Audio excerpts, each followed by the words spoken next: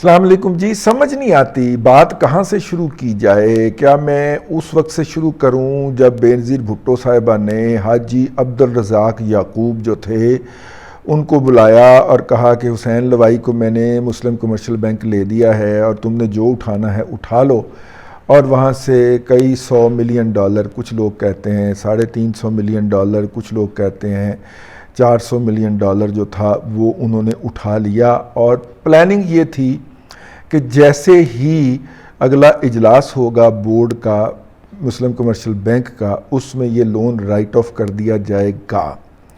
تو وہ بورڈ کا اجلاس ہونے کی نوبت ہی نہیں آئی, کیونکہ جو تھا بورڈ کے اجلاس کے اندر وہ تو بائی گن میاں منشا سے لے لیا تھا نا بینظیر بھٹو صاحبہ نے. دوسرے دور اقتدار کے اندر میجورٹی شیئر تو میاں منشا کے پاس تھے اور چنیوٹی شیخوں کے پاس تھے, تو بورڈ کے اندر تو ریجیکٹ ہو جانا تھا. تو وہ بورڈ اکٹھا کرتے کرتے بینظیر بھٹو صاحبہ کی حکومت چلی گئی.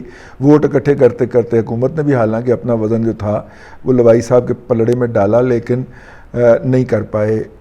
میمن بھائی جو تھے وہ چنیوٹی شیخوں کو شکست نہیں دے پائے. اتنی دیر میں حکومت چلی گئی. یوں میاں منشا نے آتے ہی ریکوری سوٹ فائل کیے ان لوگوں کے خلاف جن کو یہ والا عیاشی کروائی گئی تھی. اور حاجی عبدالرزاق یعقوب صاحب جو تھے اس سے پہلے اپنا سارا پانڈا ٹینڈا لے کے لندن چلے گئے ہوئے تھے. ان کے لندن جانے سے پہلے ARY گولڈ سوق جو دبئی میں ہوتا تھا, اور دبئی کی گولڈ مارکیٹ کے اندر یہ ایک الگ سے مارکیٹ ARY نے بنائی ہوئی تھی.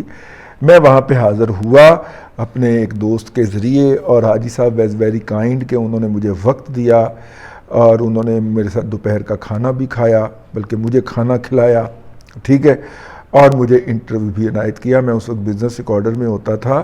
میں نے ان کا امیجیٹ انٹرویو جو تھا وہ دبئی سے ہی بنا کے بھیج دیا تھا اسی دن, اور اس سے اگلے دن چھپ بھی گیا تھا. لیکن ان کا جو ڈیٹیلڈ انٹرویو تھا وہ انگریزی میں واپس آ کے وہ میں نے بزنس ریکارڈر کے ویکلی پیج کو دیا تھا. اور جو ویکینڈ کے اوپر میگزین آیا کرتا تھا, آف ڈے میگزین, چھٹی والا میگزین, وہ ہفتے کو آیا کرتا تھا بزنس ریکارڈر کا, اور اس کا اردو کر کے میں نے یہاں پہ ایک مقامی اخبار کو دیا تھا. بند ہو گیا ہوا, اس لیے ذکر کرنا مناسب نہیں لگتا. تو اس سے پہلے یہ کام ہو چکا تھا. اب چونکہ وہاں پہ بہت زیادہ کمائی ہو گئی ہوئی تھی تو حاجی صاحب شفٹ ہوئے تھے. اس وقت تک جو تھے وہ پیسے وہ لے چکے تھے, لیکن جب میاں منشا صاحب آتے ہیں تو اس وقت لندن کے اندر یہ آپریشن لے جا چکے ہوئے تھے, اور وہاں پہ بھی فلاح کے, اس مسلمانوں کے اور پاکستانیوں کے فلاح کے بہت زیادہ کام کر رہے تھے.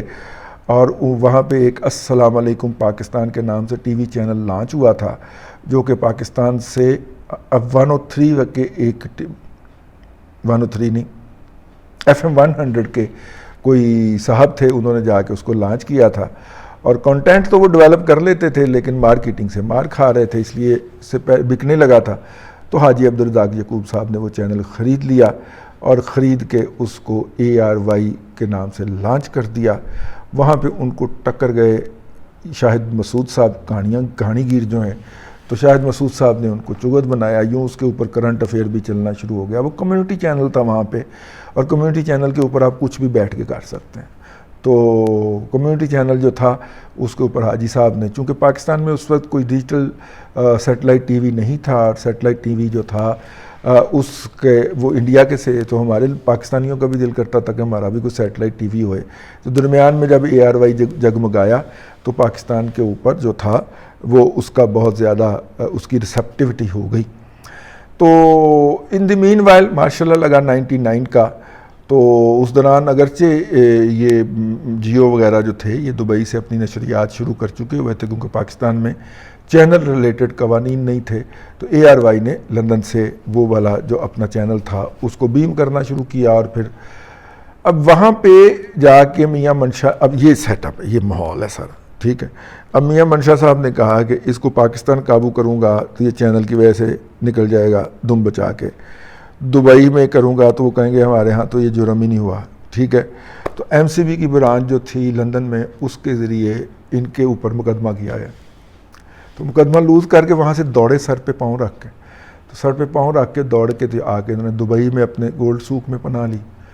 تو ان دی مین وائل میرا خیال حاجی صاحب اس دنیا سے چلے گئے, یا وہ لا تعلق کر دیے گئے بزنس سے. ان کے بھائی اقبال صاحب جو ہیں انہوں نے معاملہ ٹیک اپ کر لیا اور اقبال صاحب کی اولاد جو ہے سلمان اقبال اور یہ سارے انہوں نے یہ چونکہ بچوں کی شادیاں کی ہوئی تھیں عبدالرزاق یعقوب صاحب کی صرف صاحبزادیاں تھیں ان کے ہاں تھیں، تو داماد نے سسر کو فارغ کر کے کاروبار کے اوپر ابا کے کہنے پہ قبضہ کر لیا. ٹھیک ہے، اتنی لمبی میں نے کہانی آپ کو اس لیے سنائی ہے کہ اس کے بعد پھر جناب داماد صاحب جو تھے وہ نکلے کہ جناب یہ جو ایم سی بی کا جو کھڑا ہوا ہے اتنا بڑی لائبلٹی یہ تو میں وائپ آؤٹ کراؤں. اس وقت تک وہ تقریباً $500 بلین کے قریب ہو چکی ہوئی تھی، سود لگتا رہا نا ساتھ.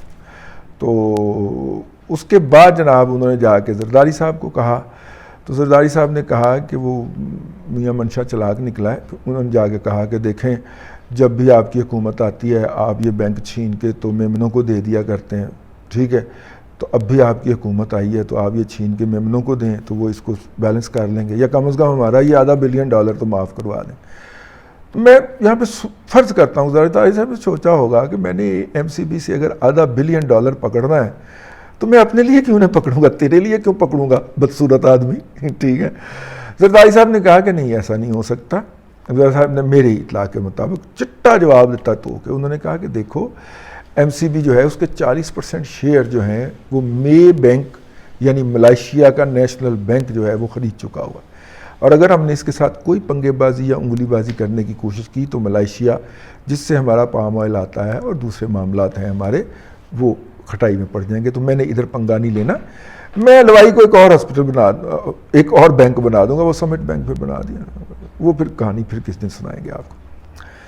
تو اس کے بعد یہ وہاں سے نکلے اور سنا ہے کہ جیسے یہ پریزیڈنسی سے نکلے تو یہ سیدھے پنڈی کو چلے گئے، اور پنڈی والوں نے اس زمانے میں 5ویں پشت کی دوغلی ابلاغی جنگ کے لیے اپنے گھوڑے تیار کرنا شروع کیے تھے. تو انہوں نے کہا ARY ایک بہت بڑا گھوڑا اچھا گھوڑا ہو سکتا ہے، تو انہوں نے اپنی خدمات پیش کر دی. انہوں نے زرداری صاحب کی بےزتی کرنی تھی اور کور کے اندر کرنی تھی کیونکہ حوصلہ تو نہیں ہوتا نا، میمن بچے کے اندر اتنا حوصلہ کہاں سے آیا.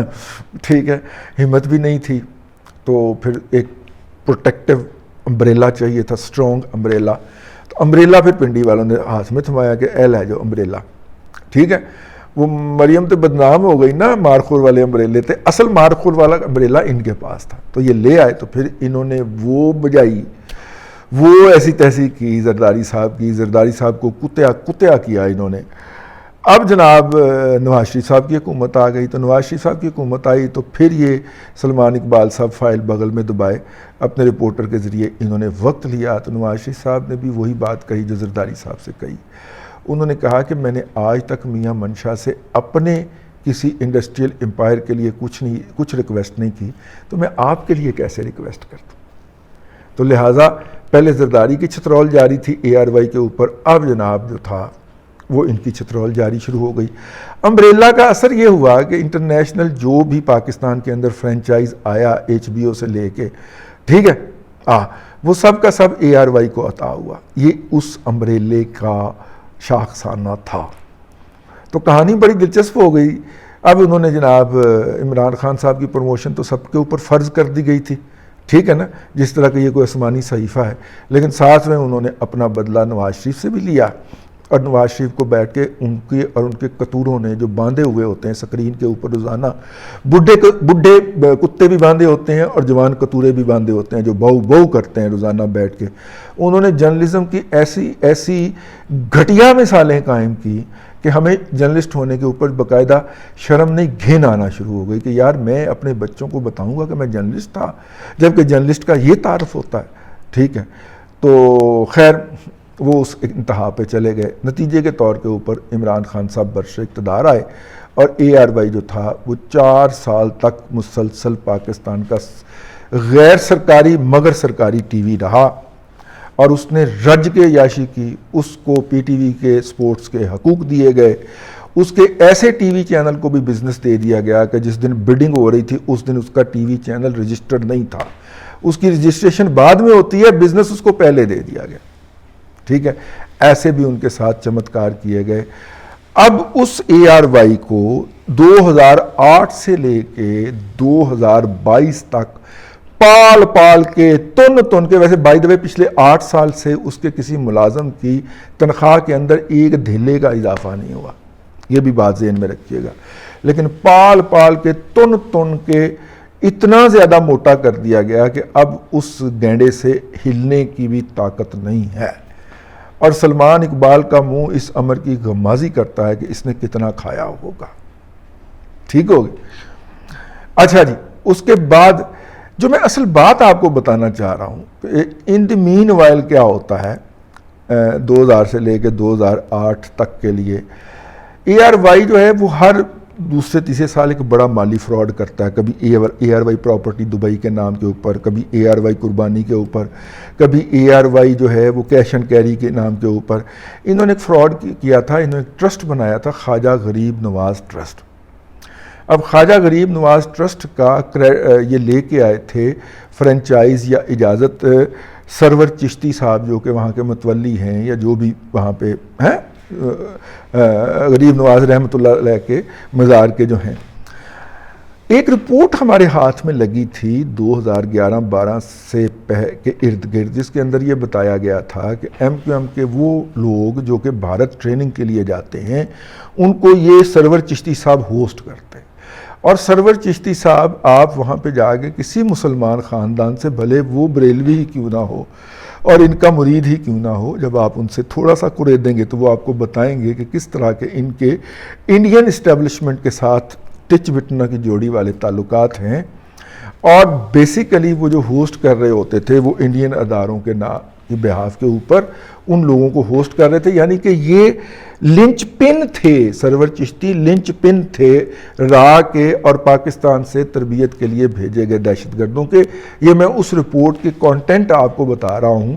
اور یہ رپورٹ جب ہمیں بھجوائی گئی تھی اس کے کوئی 1-2 سال کے بعد ہی پھر ایم کیو ایم کے اندر کے خلاف کراچی میں آپریشن کر دیا گیا تھا اور ہمیں بتایا گیا تھا کہ اسی رپورٹ کی بنیاد کے اوپر کر رہے ہیں، لیکن اس کو ہم سائیڈ پہ کر دیتے ہیں. اس خواجہ غریب نواز ٹرسٹ کے نام کے اوپر لوگوں سے پیسے اکٹھے کر کے ان کی جو لوٹ مار ہوئی، اس وقت اے آر وائی میں اعلیٰ عہدے پہ فائز محسن رضا خان صاحب آج کل بھی پاکستان کے اندر چلنے والے ایک ٹی وی کے اعلیٰ عہدے پہ فائز ہیں، سچ ٹی وی کے اندر.